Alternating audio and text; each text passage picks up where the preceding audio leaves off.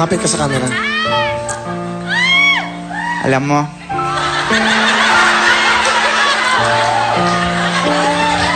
namimiss na kita.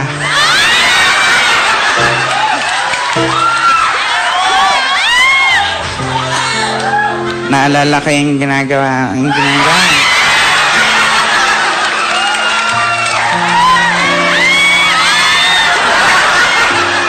kasi pinagmamalaki ko siya kasi sobrang sweet sa akin. Ganun.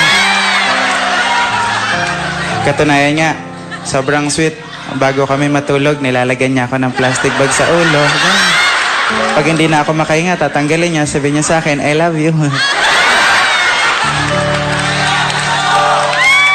Siya yung lalaking nagturo sa akin kung paano magtipid sa buhay.